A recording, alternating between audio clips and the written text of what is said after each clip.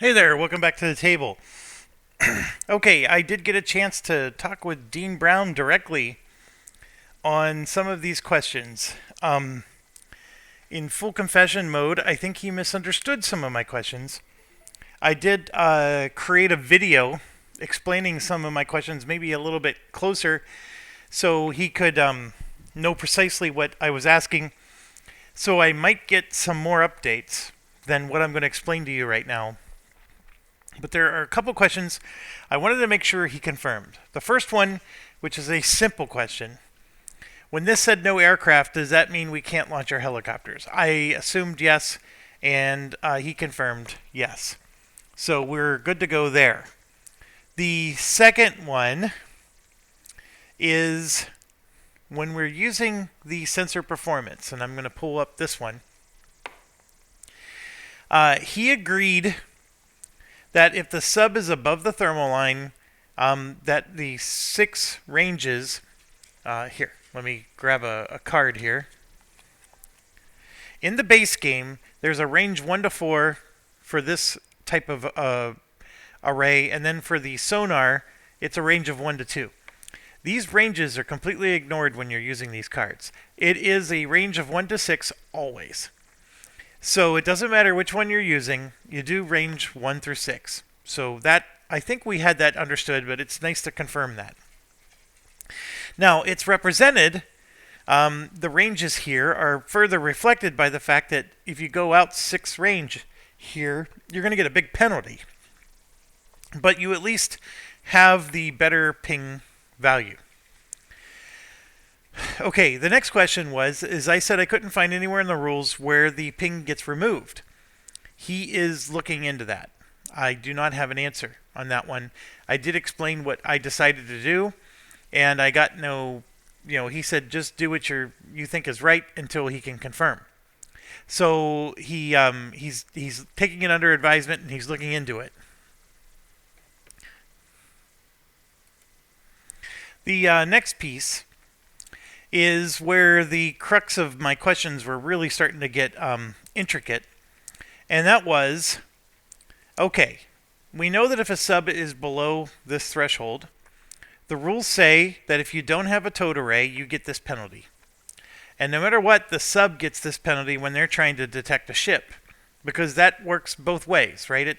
It prevents us from detecting the sub, it prevents the sub from detecting us. Now, the rules say that if you have a towed array, you do ignore this.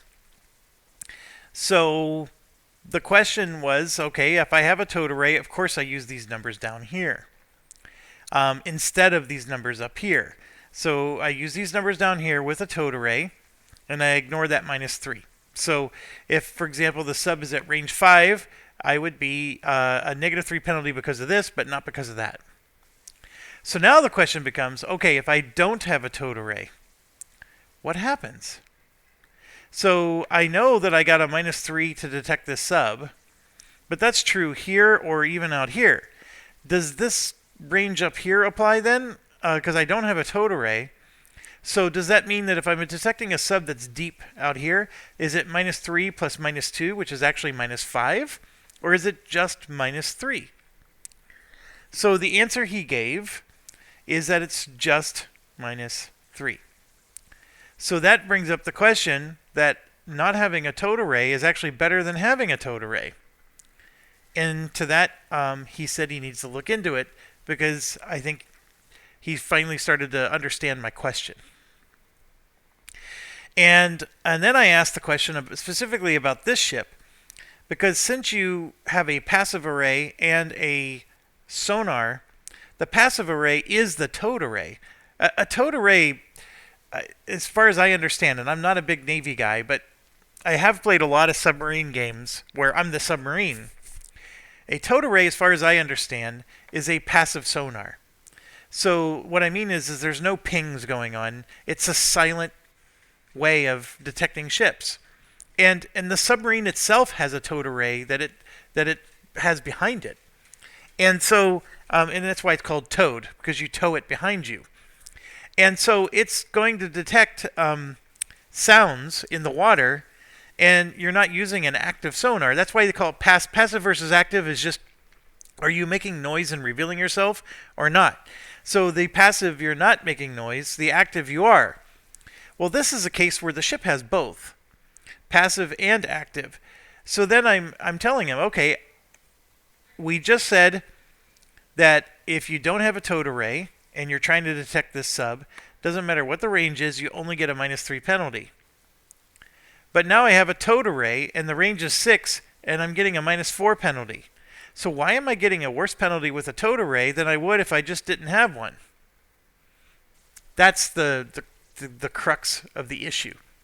So Dean did not have answers for me. And in fact, to be fully transparent, his answer is it revealed that he was thinking I was asking from the perspective of the sub. And of course, the sub is always going to have a -3 because the sub, even with a towed array, still has to go through the thermal layer to get to it. It's not the same. Coming down is different than going up. And he was answering from the perspective of going up, and I'm answering from the perspective of trying to detect the sub. So I gave him the video. He's reviewing it, and more to be determined. But the situation this creates for me is how on earth do I play this game? I could just toss this out the window and just not use the sensor performance cards. But I think all the feedback on Facebook and Board Game Geek, these sensor performance cards really add a lot of immersion to the game, and I agree. So I have to house rule a few things until I hear the official word. So here's my house rule. If you do not have a towed array, you have to use these numbers for your range. Because you have to take into account range. I don't care if this -3 is here or not. The range still matters on whether or not you can detect a sub, whether it's shallow or deep. Okay? So if it's a shallow sub, we use the top numbers. That's not a question because this thermal layer never becomes a factor. So really, the only time we have to house rule something is if it's deep. So if it's deep and there's no towed array, we use the top numbers for range, and we use the thermal layer as an additional penalty.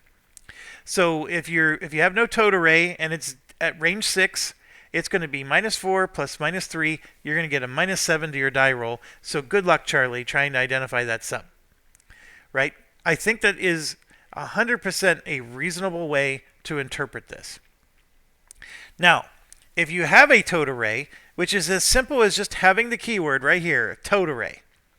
As long as you have that towed array, you don't use these numbers at all. You use these instead.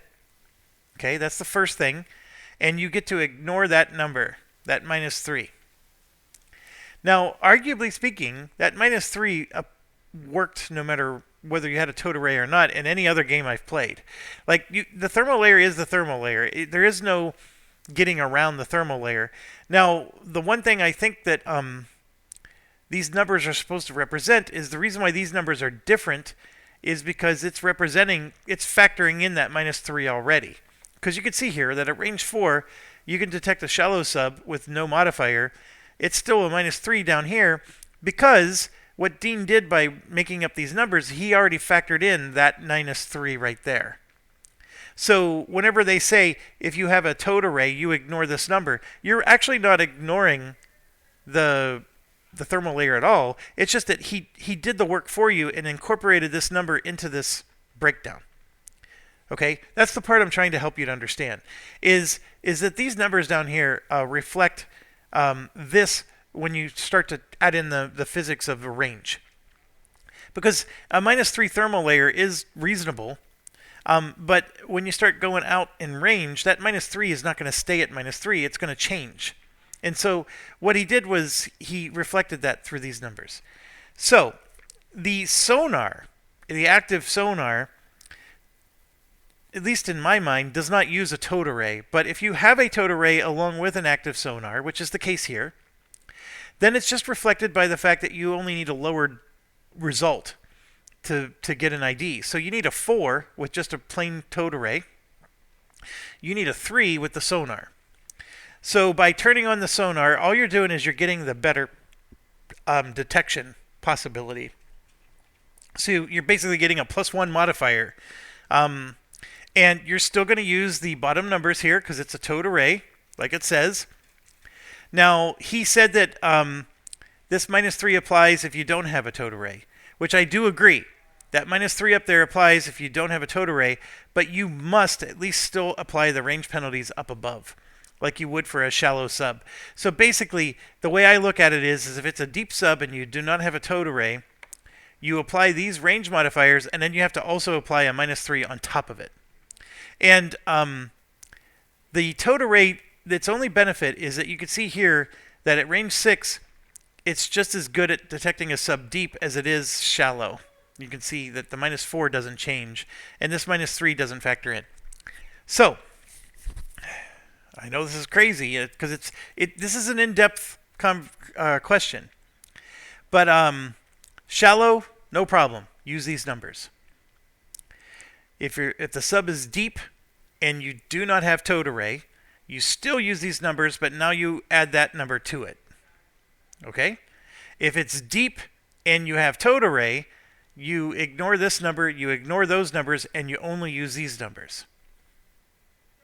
If you're using active sonar versus regular, then all of that is factored in by the fact that you can detect at a lower number. Okay? You still use the same calculations up here. So whether you're using active sonar or regular doesn't change how you use these numbers. So that's the rules I'm going to recommend going forward. Shallow, use those numbers. Deep without towed array, whether it's active or non-active, it's use those numbers plus add this to it.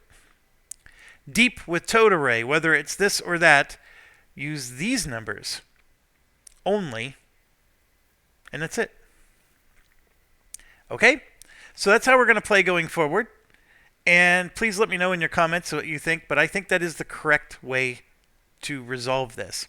And in fact, if I could get permission, I would write the rules personally and submit them. I really think I got this down to a letter. And I think most people would be happy with the way I just came up with these rules. I think this would be very thematic, and I think it would be, and it's simple. Again, I'm going to recap it one more time. If it's shallow, use the top numbers. Doesn't matter if it's active or... In fact, it doesn't even matter which of these you use ever. Okay? No matter what, it doesn't matter which of these you use. The only thing that's different is the actual numbers that you need. Okay? So ignore the fact that it's red or not red. Okay? So once you ignore that, if the sub is shallow, you use the top numbers. If the sub is deep and you do not have towed array, you use the top numbers plus that number. If the sub is deep and you have towed array, you use these numbers. Boom. End of story. Towed array doesn't do diddly for you if it's shallow. Okay. Now, the question becomes, what if you're the sub and you're going this way? Or the enemy is the sub, right? And they're going this way. That -3 always applies to the sub, the enemy sub, when they're trying to detect you. So you always add a -3 to that sub. And then the range is handled by this out here. So if they're at a range 5, they got a range modifier of -1, because you could see it on the board. And you don't use this to impact that sub. But that sub, if it's deep, is going to get the -3 added to the -1. That's my my recommendation for it, folks. So we're going to move forward with that assumption in mind.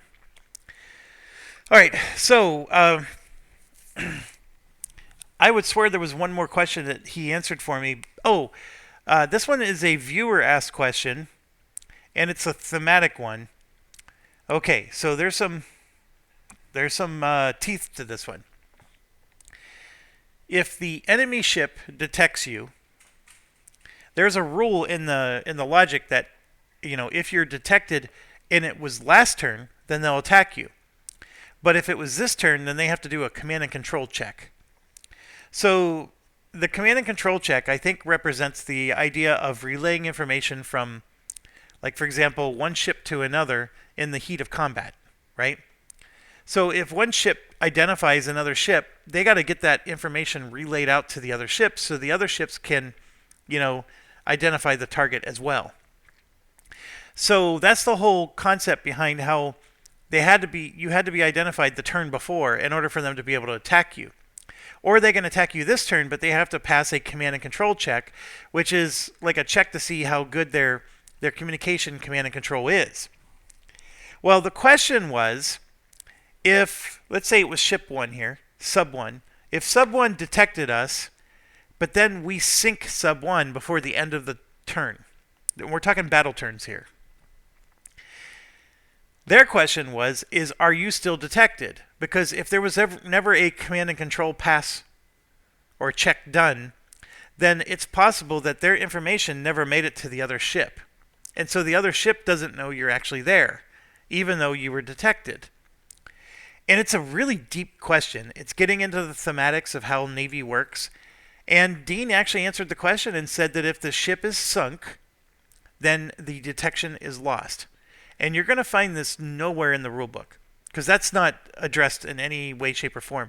I think this question originated from somebody who had a Navy background and just wanted to understand the thematics behind it. And Dean confirmed it and said, yeah, that makes sense. So either Dean didn't understand the question, but he seemed very ready to accept that, and he had no problem with saying yes to that. So I guess we're going to treat that as an unwritten rule. Now, the problem I have is I'm not going to remember what round I was detected in. That's just me.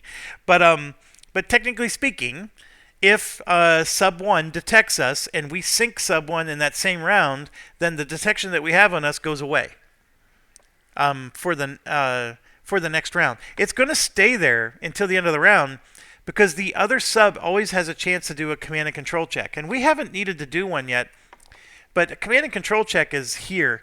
And you'll see a number. It's NA because these are subs, and they don't do command and control checks. Because command and control checks are for the surface ships. Submarines are independent of each other. Yeah, if there was a command and control check, it would be here. And so let me just grab like the previous card.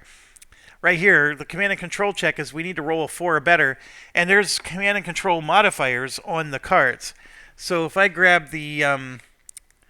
so here's one of the surface ships. You can see they have a command and control of +2. So they would actually get a +2 to their die roll. So there's a real good chance that this ship would have been able to attack you if a submarine detected you, for example. So anyways, I know that was a lot of information, and I'll bring it up again when it comes up, but I just wanted to go to baseline all of you viewers on where I'm at. There's going to be FAQs released. The state of this game might change. Like, a viewer might come along a year from now trying to learn how to play this game. And I want you to at least understand the baseline assumptions we're operating off of as we move forward. Is this uncommon for a DVG game to have questions like this? Actually, no. Did I tell you that I would not hold back if it was my friend, which it is? I'm not holding back. I don't think Dean understood me. I'm going to be honest with you. I think... and he even apologized after one of my questions, because it was really late at night, and he was like, dude, it was too late. I didn't, read it with clarity. I totally forgive him, because the thing is he's an awesome guy. I know he wants to make it right always. So it's just a matter of helping him to understand the question. And I also think these are complicated questions. So helping him to understand the scenario that causes the question, and then seeing how he, interprets it. That's the key thing. He has made it clear that you go by what the rulebook says, but even that I challenged him, because the rulebook contradicts itself here. Surface detection is -1, yet when you do surface detection on a ship in the rulebook from the enemy to us, it doesn't have environment listed as a modifier, but environment is a modifier somewhere else in the rulebook. So there's where the rulebook contradicts itself. So we already know we can't trust the enemy section on the detector modifiers. We already know we can't trust it. It's missing environment as one of the information. So the other thing that it's missing, if you ask me, is the detection modifier. The detection modifier does not help the enemy to detect you further, and at least according to the rulebook. And I think that's dead wrong. And I think that a fully awake Dean with his coffee is going to agree with me on that. And but I'm just waiting for him to agree. I don't. It's his game. I can't tell him what to do. I'm telling you, the viewers, that if you want to play this, in my opinion, you should add it as a house rule, even if he doesn't. Because to me, a detection modifier, it works for the detection of an enemy to us should be the same as us to the enemy, as far as I'm concerned. So if we have a modifier that helps us detect them, they should have that same modifier. So that's really all I'm arguing. Okay. All right, let's get going here. We are on battle turn 5. There are no Sono boys out there. A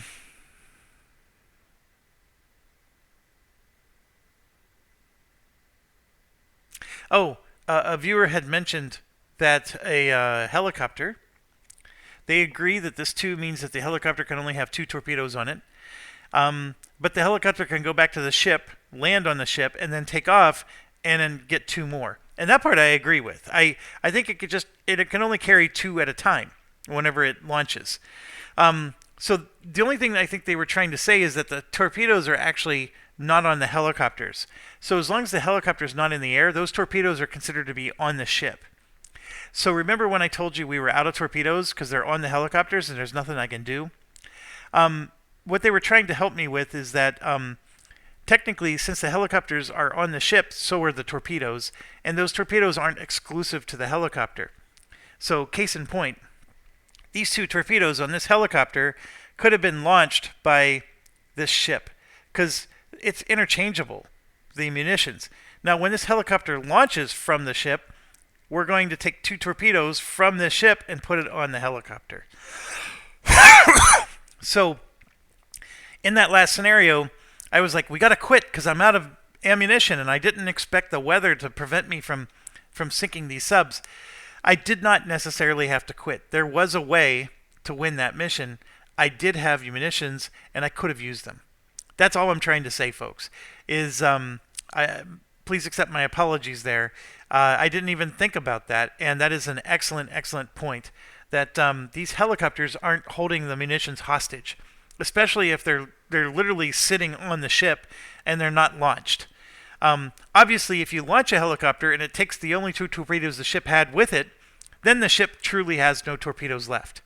But that's not the case if the helicopter is not in the air. So we could have sunk that last ship. I am not retconning anything by any stretch. We chose to exit the mission. That was a legal thing to do. I was very happy to do it, and I did it. So, but here we are. We got 2 more subs now, and these are still not our final target. So we got to do something about this.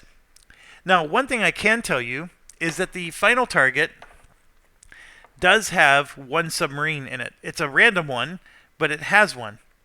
So I do want to save some ammunition for the final battle. Now, the other thing to remind you is we have 3 task forces in the mission. Here, here, and here. So assuming we survive this, we're going to move to the next one. And there are no task forces here. So the only thing that's going to happen is we're going to engage the target that we set out to do for the mission. So this is really, there's 2 battles left, is what I'm trying to get at. There's this battle, and then the final battle. There are no more possible, at least to my understanding. So I need enough torpedoes to sink that 1 sub in the next mission, if I want to sink it. I only need to destroy the surface ships to actually accomplish my mission, so that sub's not as important. But understand that there is going to be a sub there, and there are no surface ships on this mission, so our surface missiles are safe. I have them here. Only a few ships actually still have surface missiles left, but the point is that what we have, we're going to be able to take with us to the final battle. And where I'm ultimately going with this is I think we need to start spraying and praying. Like, there's no need to be so conservative with our munitions. I didn't mention this rule yet, but whatever munitions we don't spend on a mission, you don't get to keep them. So those SO points get wasted. When whatever you buy for a mission, it's use it or lose it. So the munitions are expensive in this game, and I really felt like I didn't have enough to arm everything, especially when I have 4 helicopters like this. Um, that was one thing. The other thing is that now that I'm down to my last 2 missions, and I made it this far, and I was a little stingy with all my weapons, I think I can start to open it up a little, and that's where I'm going. We're going to open it up. Okay, so perform fast task force actions. Now, we got screwed a little bit. This guy got knocked back, so he's not in our screening force, so we only have 1 ship that does fast actions now, but our commander still does a bonus action. The other thing is that the John Rogers is at 4 stress. At 5 stress, he gets shaken. Because he's back here, he will get a stress -1 at the end of the encounter. So he's actually going to go down a stress while the other ones are going up. So from that perspective, that's better. The DeWert has 3 stress, but because he leveled up, he's going to be able to gain 1 more stress and be okay. So we're actually sitting in a good spot where none of our ships are going to be shaken for the final battle. And this ship would have been shaken had it stayed up here. So there is a little bit of a blessing that he got knocked back. But with that being said, I'm going to miss him in this phase because we need to detect these subs. This sub is a range 5 away, which is a range modifier of -1. That's not going to be an easy detection. And we are using the USS Spruance. I don't want to turn on my my ping because that's going to make it easier for them to find me. And as you know, there's going to be more TF1 ships in the cup. So he's already going to be a big target for detection. I could use, and so what I'm going to do is, I'm looking at this range thing, and you can see there's a -2 range for this. I just realized I forgot to roll, or did I? Did I roll yesterday for deep, and they were both came up shallow? That's what I don't remember. Mindy, please. Okay, so I'm going to do the roll again. So enemy sub 1, enemy sub 2, blue, and then brown. So I rolled a 5 and an 8. So the 5 is above, and then the 8 is below. So that means, and then it says SSN +3. So if it's a SSN, it's going to be a +3. This is a SSN, the Alpha class. The other one is not. So the 5 would get a +3, which makes it an 8. So both of them are deep, is what I'm going. And I don't remember doing that calculation last night before I quit. So I think I forgot to do this when we set this up. So both of these guys are deep, and that makes it even harder to detect them. Now the Spruance does have a towed array, as you can see here. At range 5, it's -3. At range 4, it's also -3. So moving them from 5 to 4 is not going to help me. So I'm going to go ahead and just do a detection attempt twice on this guy. And I'm going to use both dice, or do both actions at the same time. The blue one will be the action that occurs first. So if I do somehow detect him with the blue one, then the brown one is just trying to improve that detection. Okay? And I know that sounds weird, but I am definitely not attacking. I don't have anything that goes 5 range away to even hit them. I have no... The Azrocs only go to a range of 3. So they're too far away for me to attack. So all I can do is detect them. Now the captain could try to move closer to them, which would move them closer to us, but I don't want to do that because the submarines, depending on what they roll, could potentially move 2 spaces towards us. And that could be a disaster because I don't want them on their turn to get to shoot first. Okay? So we're going to be a little bit more cautious here. So I'm going to do 2 detect actions. Blue first, brown second. Oh man, I rolled really well on both of them. So this is the order, 8 and 10. And then let's go through the modifiers to see if we detect it. We're trying to detect enemy sub 1 because that is our primary target. Okay, so for detection attempts, the skill modifier comes out first. The Spruance card, we need to use the subsection, not the ship, excuse me. I got a +1. So right now we're at +1. Then the towed array is -3, right? So now we're at -2 as a total. That replaces the range. We don't use the range modifier on the board. That's only for surface ships. We use this instead of the range modifier. And so that was a -3 instead of a -1. So it's actually worse. But that's better, because the sub under the water, it makes sense. The enemy ship, NM. Now, we don't use the ones that are on the cards. We use the one that's on here. So this one has a 2. So that -2 becomes -4 now. And then the screening force, I am a screen, so I get a +1, so that becomes -3. And then is there any damage, and there's no environment involved on this one, because that environment only impacts surface detection. So it's a net of -3. So you take 8 minus 3, and you get 5. So if we look at our card again, and remember, I was not using a ping, a 5 is enough. You can see I detect with a 4. So I did get a level 1 detection. So that's excellent. I'm going to move the rulebook a little bit out of the way here. Get a level 1 detection. Now, there's a couple of things that happen here. When you first detect the sub, this is a potential of being a nothing burger. So we're going to flip this over, and now I got to roll a die. So I'm going to roll this one. And I rolled a 9. And right there, you can see a 9+, it's nothing.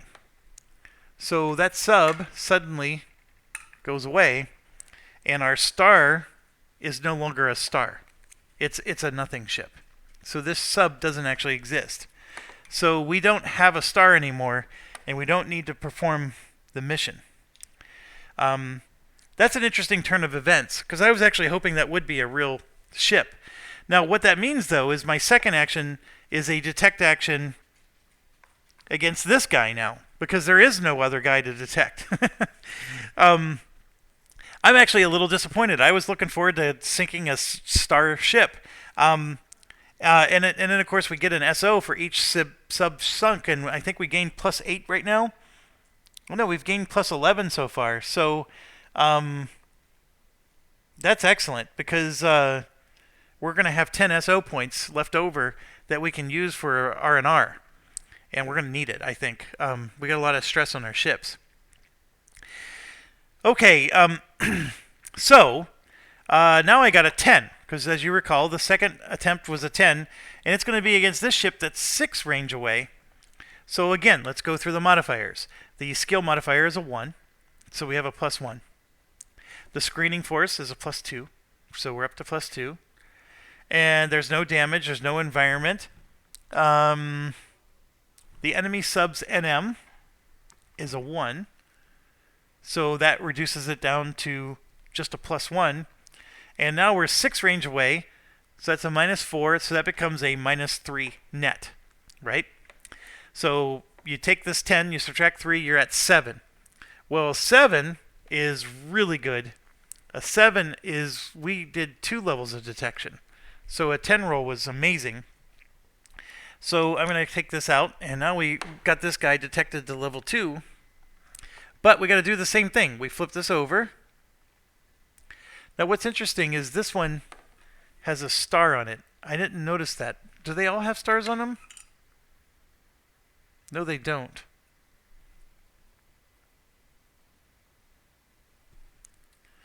I need to find out what the star on the bottom right means. 1 second. Okay, that's really interesting. It says that you're assuming that that sub is a critical sub. So I'm wondering if I'm not supposed to draw my cards until I actually detect the sub. Like, I'm drawing these sub cards ahead of time, and I'm wondering if I'm not supposed to until I actually detect them. When the unknown enemy sub has been detected, or has a detected task force ship, roll a d10, and then use it to determine what is there. It just doesn't say, you know, when do you draw that sub card? So I'm going to go look at the sequence of play again. So when we start a mission and have an enemy engagement, and there's an enemy sub counter, so it does say From the enemy ship cards deck, flip over the appropriate number of cards. And then from the enemy sub draw cup, draw an enemy sub counter for each unknown enemy sub in the encounter. Then as we go, place the sub encounter. And then if we do a detection,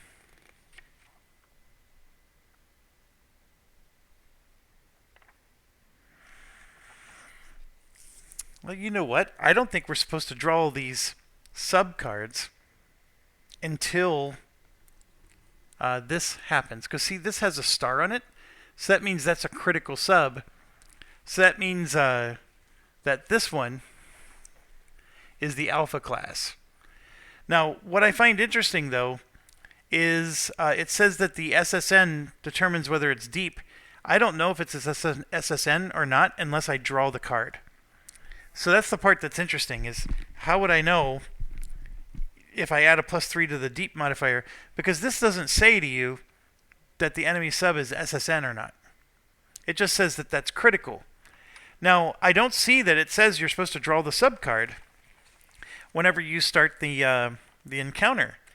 Now, the problem is the detection attempt is somewhere else. It's not in the section where you... It's in the ship actions.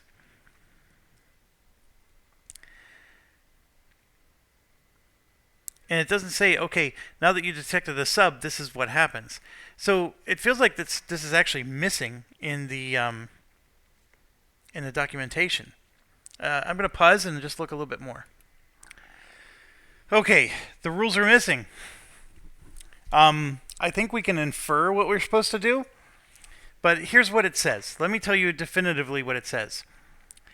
If the encounter card, which is this, doesn't specify exactly what the subname is, then you do something like this, where you use these generic enemy subs because you don't know if this is a real sub or not.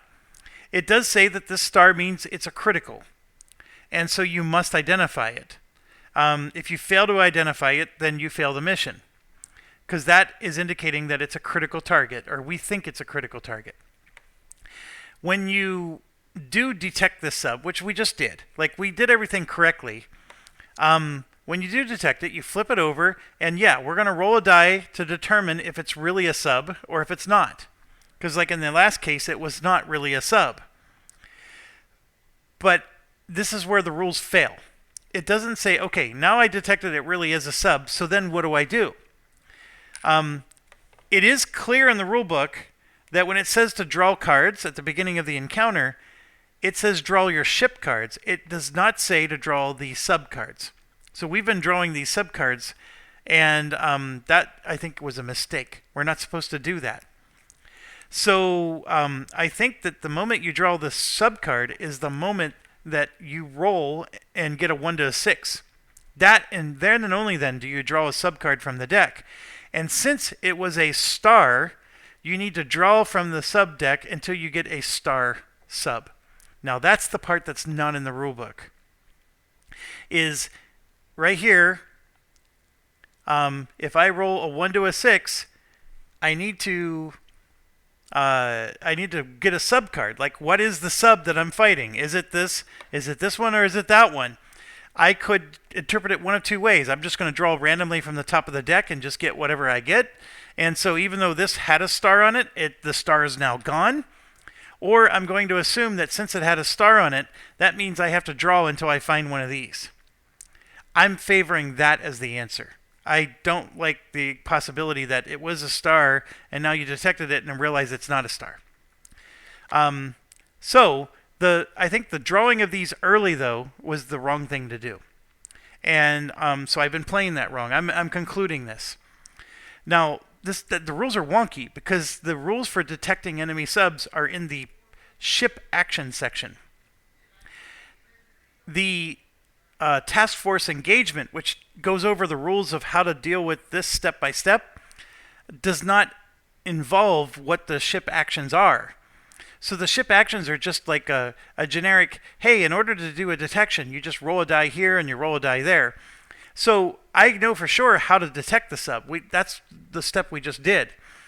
But then now this sub is detected, so then what? Well, that's not discovered, but that's not in the ship action section because that's part of the TF engagement. Well, the TF engagement doesn't cover this. So that's why it's missing. And I'm going to assume it's the star. And so we detected it, but I haven't rolled the die yet. So let's just get that out of the way. So I rolled a 3, so it's for sure an enemy sub, and I'm going to draw until I get a star enemy sub. And so that's exactly what I'm going to do. And then maybe now is when we determine whether it's deep or not. But you have to know whether it's deep or not just to detect it in the first place. That's the part that's so wonky about this. So I'm just going to assume he's still deep. And I'm going to throw this one away. And now we got ourselves an alpha class sub that we've identified. So this goes away. Like, the purpose of this makes total sense. We know something's out there, or we think there is, that could be just a whale. And so we have to get enough detection level to flip this over and then determine whether it really is an enemy or not. That, I think, is brilliant. It's just that, okay, now how do I reconcile that with the fact that I need to draw a card from the enemy sub-card deck? That's the part. And Dean is contacting me right now, so I'm going to pause and go read his messages. All right, boy, do I have a lot of answers to a lot of questions. And let me just make sure the camera's working here. And he's still typing. He's got more to say. But, okay, we got a lot of clarification. So I'm sorry, we have to revisit some things again. And he, so he confessed that this is turning more complex than he originally anticipated when he designed it. So that part's good. And he had his coffee. He fully understands the question now. So I knew he was going to get there. I just had to be patient and wait for him to get there. Okay, so here's what he's saying so far. If it's shallow, you use these numbers. You ignore the range on your ship. We got that. However, he is not 100%, and he will clarify for me soon, but the red active ping, he is thinking of making it so that is still restricted to range 1 to 2 or whatever's written on the card. So the infinite range of this is for the passive radar. When you use the active radar, he's thinking of restricting it to just the range that's written on your card. So the ping is going to be separate. This is only for when you're not pinging. Okay? So that was his first clarification. And he said he'll get back to me on this, but he needs to think it over.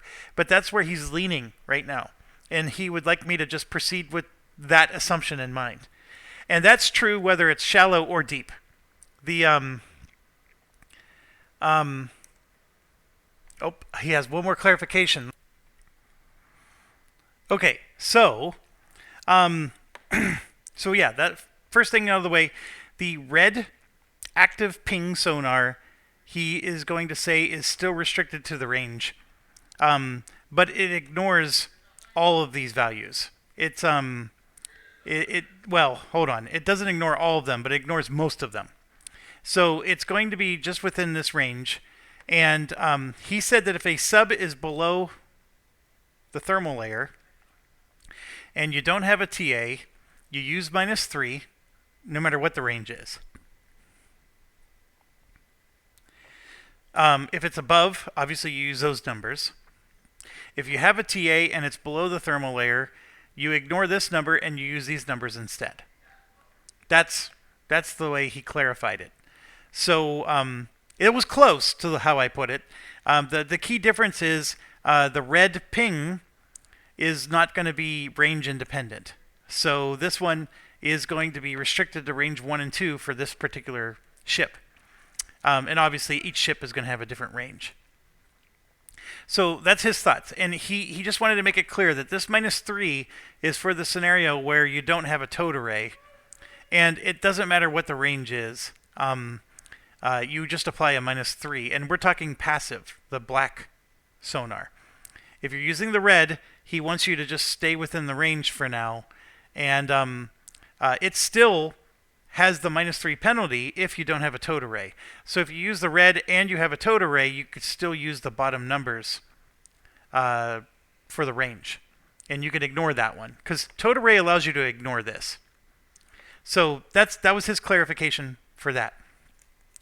Now, he clarified when do the pings remove. And the pings do remove exactly as I described. In fact, he said that I came up with the rule better than he did.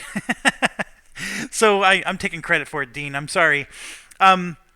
So basically, pings get removed for the screening force during the fast phase. They get removed here for the slow phase, but it has to be at least one battle turn after the ping occurred. So if you do some goofy thing where you use a commander action to let this guy go during the fast phase, then the slow phase starts later that battle turn, you can't remove the ping that quickly. That ping has to stay all the way through into the next battle turn. Okay? So that's the rule. Pings go away when it's their turn to start at their respective speeds. And it has to be at least one battle turn after they actually cause the ping. Okay, that's number one. Number two, this scenario where we just detected a sub that had a star on it. He did clarify that he well, first of all, he confirmed that we don't draw these cards. Unless it's a named sub, we do not draw these cards until we detect the sub. And then we have to roll the die to verify that it really is an enemy sub. So we did that part correctly. And I'm going to discard this card because he said that whether it had a star on it or not, you just draw the top of the enemy sub card and you just get what you get. Because you don't know if it really is a critical sub. It was just critical to detect that sub. That's all that star meant. It was critical to detect it. And so now we're going to reveal it because we know it really is an enemy sub, and we're going to reveal to see what it is. So that's what I'm going to do right now. And it is, it's a star sub. So now he did clarify that if we revealed that sub and this was not a star, then we could have tried to end the encounter, because that's always an option, right? You can end the encounter, and then you can always walk away. But that's not the case here. We got a freaking Victor class. All right, so the game is afoot. So, okay, we have him detected. And it is at a detection level 2, which is a really good detection. So we used our commander action to do that, and we are done with the fast phase, because we only had one ship in the fast phase. Okay, so now we're going to move enemy units. So we're going to go ahead and roll for the enemy sub. I rolled a 7, so let's bring this up here and show you. The range is -1, which means, or no, I'm sorry, I'm looking at this column. Flank or range -1. So Dean did clarify in his submarine video that he published that they always flank first. But the flanking is for the purposes of getting into a zone that gives them a bonus to their attack. They get a +1 attack if they're here, a +2 attack if they're there. When they're this far back, there is no bonus to flanking, so they will move instead. So they move forward. And so when you have the or, that's the priority. So he did move forward 1, and now he gets to take an action.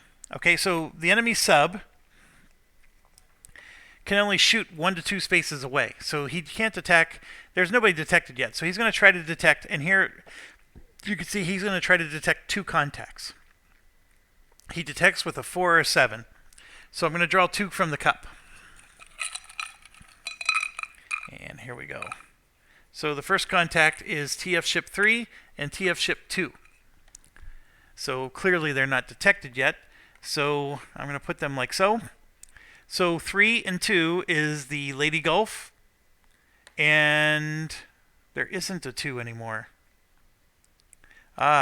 This was supposed to be 7. I was supposed to put a 7 in the cup. So they're trying to detect this guy who's in the protected zone. I left the 2 in the cup by mistake.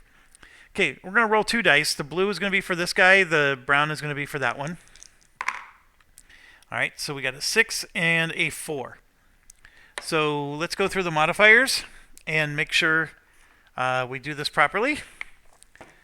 Okay, so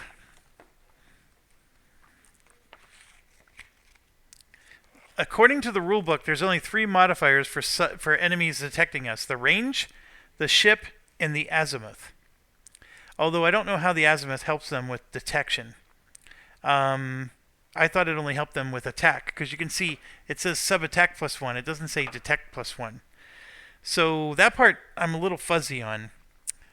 Gosh, I got to ask Dean another question, I think. But if we use the same modifiers, first of all, he's at range 5, so he gets a -1. That's the first issue. So, first of all, that's a -1. Secondly, we have to use the NM value of our ship. So TF ship 3 is the Lady Gulf, and the noise management level is 1. So that's now a -2. So we get, he has a -2 now. And then it says the azimuth ± for subs only. And again, I don't know how the azimuth helps them for detection. So don't have anything for you there. But we do have this, which is surface detection -1. And I believe that impacts subs. I could be wrong. Oh, I'm sorry, he's deep. So because we're using this, he gets a -3 because he can't go through the thermal layer any better than we can. So he gets a -3. So that's how you do it. The surface detection is not the issue. So that we were at -2, so now we're at -5. So he rolled a 1 against this. There's no detection. And then this one is a lower number, and we got a higher NM value because we're in the protected part of the fleet. So he didn't detect the other one either. The fact that he's deep is actually hurting him. He is not able to detect us. All right, so now we're at the slow phase. So I'm going to use my commander action to move towards the sub, because we're going to get to go before the sub gets to go in the next round. So no matter what, I am moving towards him. And now we have the Lady Gulf and the DeWert. We are 4 range away. DeWert has no anti-sub weaponry, and the Lady Gulf also has no anti-sub weaponry. So we can't attack this guy. A detect level of 2 is the best we can do. So there's nothing for our ships to do. I mean, I'm going to go look at our actions that are available to us, but I can't think of anything that we can do here. Oh, I know what we can do. Oh my gosh, why was I not thinking of this? The DeWert is going to launch his helicopter. Why, my goodness, how am I smoking so much weed that I can't? I don't smoke. But I was like, oh my gosh, I need to launch my helicopter. So here he is. Helicopter's up. This guy can't launch his helicopter because he is unable to. But the Lady Gulf also has a helicopter, so we're gonna both launch our helicopters. So what that does is that puts 1 stress on each helicopter. So we have a Seahawk, which is called Hover. That one is the one that's attached to the Lady Gulf, so it's got a 1. And then I'm going to put 1 stress on the Sea Sprite called Skids, which is the SH-2F, and that one was launched from the DeWert. So helicopters help you to identify subs. Now you might think, okay, why are we doing this? Well, the helicopters can attack subs too. So the helicopters get 4 actions. This was 1, and the action of launching also uses an action from each of those ships. So both of those ships took their turn. Then we can do 2, 3, and this one would do 2, 3 as well. And now the question I have is, can I use my 4th action to shoot a torpedo at that sub? And my answer is, I think I can. So let's get out the torpedo. So the torpedo is the Mark 46. It has a range of 2. And I need a 7 to hit. And just like everything else, I can launch 2 at a time. So I think that's exactly what I'm going to do. I'm going to look up the helicopter actions because we've never played with a helicopter yet. But that's exactly what I want to do. So, okay, we did... All right, so when the helicopters take off, you're supposed to add them to the cup because they can become targets now. Technically speaking, subs can't hit helicopters, so we don't need to worry about it. Because it even says if a submarine draws the helicopter, it goes back into the cup and you redraw for a different target.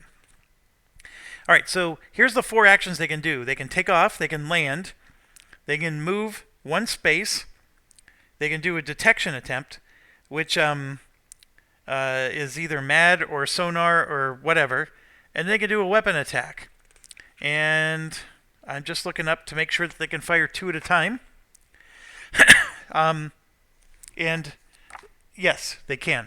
So the Sea Sprite can fire 2 Mark 46s, and the Sea Hawk can also fire 2 Mark 46s, and it doesn't matter if it's deep.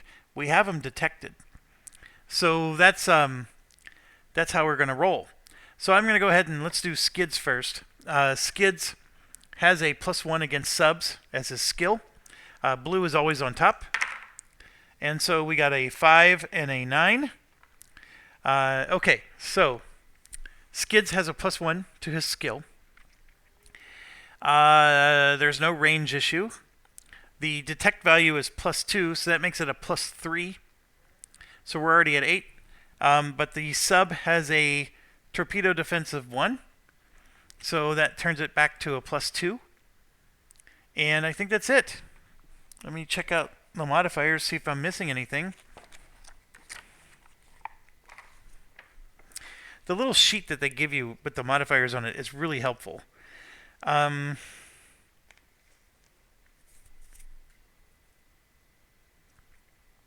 Skill, the ship detection level, and then the volley.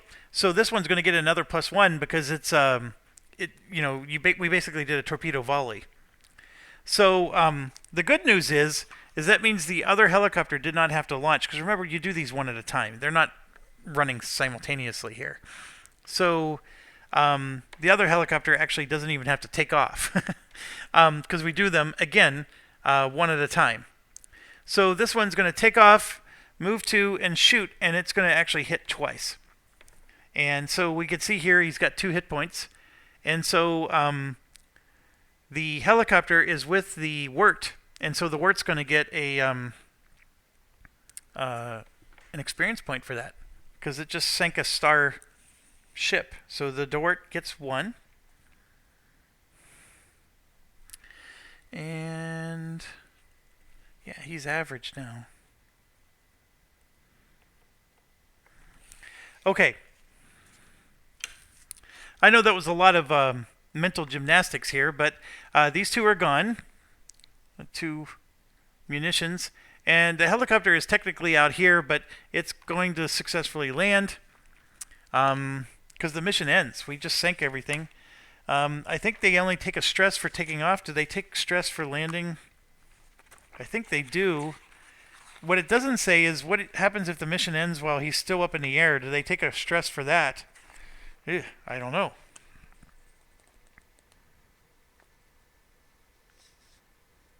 There is an action for landing. That's a weird one. I'm going to say yes, he does take a stress for landing. So I'm going to put him up to 2 stress. The good news, though, is if they don't participate in the mission, they lose stress. So, or an encounter.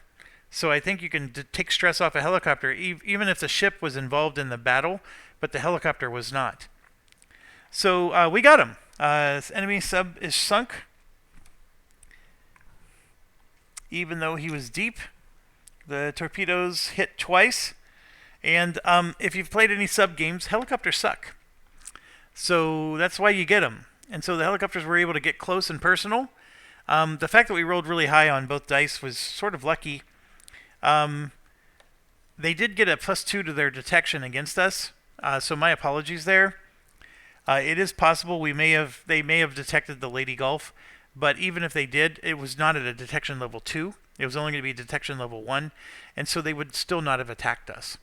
So even though I missed that, I do want to cover that because I know some of you might have caught it. I think that he was going to be able to discover the Lady Gulf. He would not have discovered the John Rogers because the protected gets a bunch of bonuses. The Lady Gulf, the cruiser would have been detected, but only at a level 1. So That's it. And we get 1 SO for sinking that sub. So I'm going to go ahead and take care of that right now.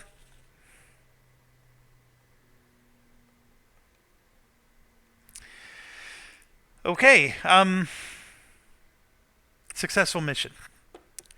I think we answered a lot of questions in that one. This was very rules-mongery, this particular episode. So my apologies there. But I think we covered some really good clarifications. And yeah, the rulebook could have been a little bit better. I think... I don't know. I really wish DVG would just let me help playtest their stuff. Because I don't know if it's because me being an engineer or what, but it's just like, well, what if this happens? What if this happens? And it just seems like the people playtesting aren't thinking of those things. And maybe it's because they're so familiar with the game that they just know what to do. And that's always the challenge, right? Is when you just know what to do, you don't think about it from the perspective of some person who doesn't know what they're doing, trying to figure it all out. And anyways, I think it's a fantastic game, and I'm not saying that it hasn't been well thought out. It has been, but yeah, there's some holes, and I know I have every bit of confidence those holes will get plugged, because even when we had those disastrous leader expansions, all those holes got plugged too. So. Speaking of which, I never played the B-17 expansion because I waited so long for that hole to get plugged because they didn't print the airfields correctly. When I finally did get it, I never actually got it to the table. So that's still on my list. But anyways, let's keep going. I'm enjoying this. I think this is a great game. And I enjoy it more once I start to get comfortable that I'm doing the rules correctly. So I am doing the rules correctly now. I'm getting it straight from the master himself. So I think we may have to, do a mission that's clean, that doesn't have all these clarifications. But, by mission 2, I think we're going to be ready to rock and roll. Okay, so we got to do the cleanup of this. The first step of the cleanup is we got to give out stress. So let me grab the stress thing here. So for example, the commander is now at 3 stress, but he gets an experience point. In fact, everybody gets an experience point. So, and remember, that occurs later, but I'm going to just give it to them now. The John Rogers was protected, so he actually drops to 3. The Spruance has 2 stress, and because he has a cool value of 1, he only goes up by 1. So he goes to a 4, and I'm telling you, there's just not enough DVG tokens for stress in each game. I have my own tokens from the other leader games, and I may have to... So I have to do this kind of nonsense. I have to do this, 2 and 2 for 4.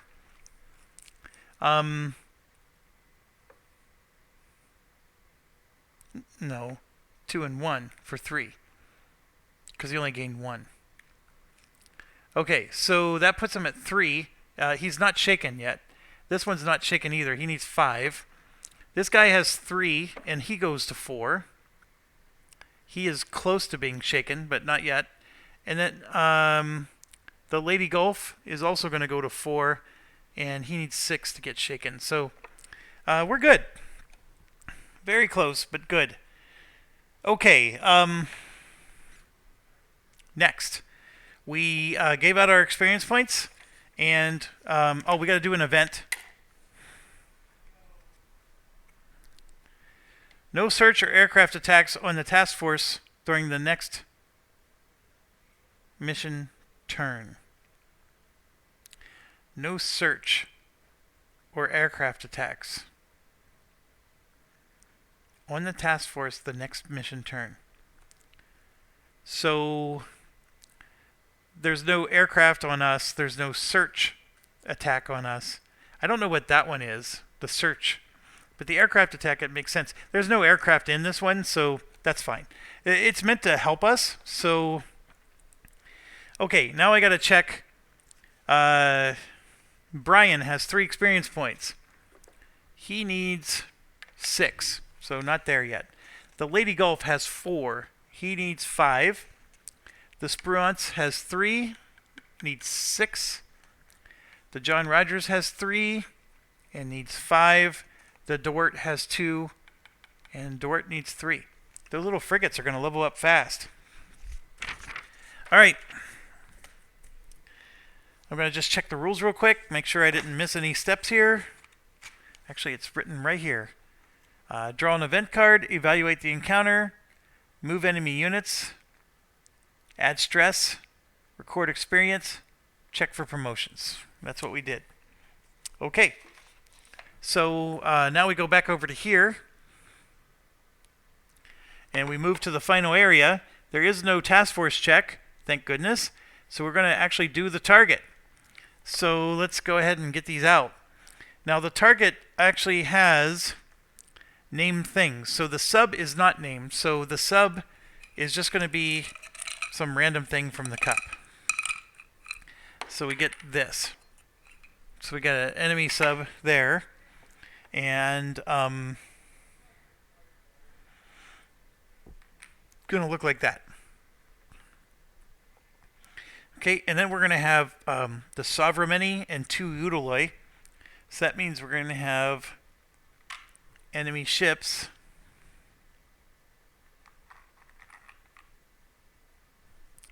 And we need to sync them all. So they're all... I don't know if they're going to necessarily have stars on them for the purposes of giving us experience points, but they're necessary for us to complete the mission. And remember, this is our mission, so if we do successfully do this, we're going to get 2 experience points instead of 1. Because you get 1 for every encounter, but you're going to get 2 for this one. Now, I got to check if the commander gets 2. That part I don't remember. But, anyways, here we go. Intercept an enemy ASW task force, destroy all surface ships. So we got 3 of these out. I have them on the star side, but I'm assuming these are named ships. So we have a Sovereign and an Udaloi. So I'm just going to flip it over, and like right there's an Udaloi class. It is a star. So I'm just going to make that ship number 2, and there's a juicy one. Just going through slowly because I'm not very familiar with all the different classes. There's a Sovereign.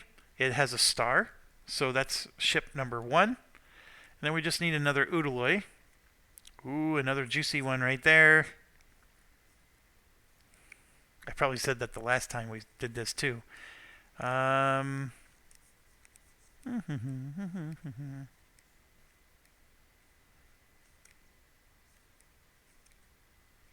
Right there. There's an Udaloi. All of them have stars, so I sort of assumed that correctly. We could go through the whole deck. Maybe all the Udalois and Sovereigns are star ships, and maybe that's the reason that's such an easy assumption to make. I think I only saw one more Sovereign ship in the whole deck here. It's probably not worth the... There it is. See, he's a star as well. So they're all stars. Now, if I had gone through the whole deck and I just would have reshuffled the discards. So I'm just shuffling them now, and I don't know why. And then, of course, the sub, we don't know what the sub is, because that's the way the rule works. It's not a named sub, so it's just going to be a rando. All right, so we got to sync these 3 dudes. All 3 of them are star ships. Makes total sense to me. We got ship 2, thing 1, and thing 3, and then sub 1 over here.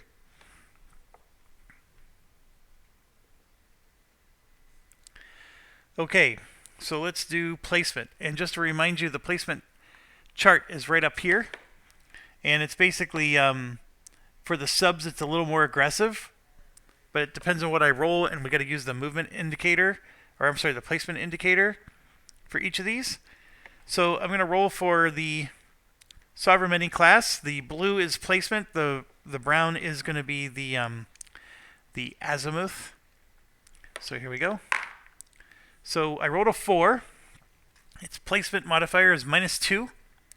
So that becomes a 2, and that means for a surface ship, he's going to be on range 4, and then the 8 means he's going to be way down here. So let me back the camera out a little bit. The 8 puts him here. Okay, the next ship. I rolled a 4 again. His placement modifier is 0, so that puts him in range 5, and then the azimuth roll puts him here. The next one, a 9 with a placement modifier of 0, and that puts him all the way back here, and then the 8 puts him there, so we've got it looking like that. And then we go to do the sub. The 10. Now this is the part that's interesting. There is no placement modifier for a random sub. You see that? I don't have a placement modifier unless I actually draw a sub card. That's the part that I'm torn on. Let me look in the rule book again. Maybe this answers our question.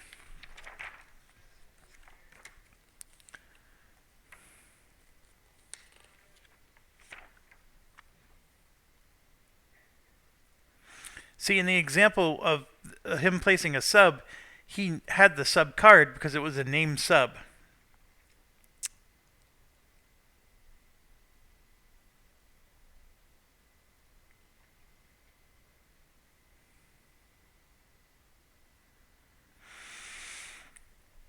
I don't know if I just assume that there is no placement modifier because since it's not a named sub, we can't, modify the placement. So that's what I'm going to do. I'm going to go with that, because we don't have a named sub. That's all we know. So yeah, I'm just going to go with a modifier of 0. So a 10 puts the sub at range 6. And then, of course, the azimuth roll puts it here. And we're going to go ahead and draw our sensor performance. And you can see that a SSN gets +4. We don't know if it's an SSN, so we're not going to roll for that, but we're at least going to roll, and we're going to say that he's shallow. And if he was an SSN, of course that would have changed the value, but we don't know that at this time. So yeah, that's where we're at. And I'm at 1 hour and 12, so I'm going to end the video here, and we will start the mission. We got to do an event first. Let's do that. Fighter cover. Fighters provided cover, no enemy aircraft attacks. Well, I think we got that really well covered. Unfortunately, not an issue here. Okay, this Severomorsk does launch a Ka-25, which I think that's a helicopter. I think this is for the sub version of the game, and I can look that up real quick and make sure. I'll do that in between videos. Thanks for watching. Stay awesome.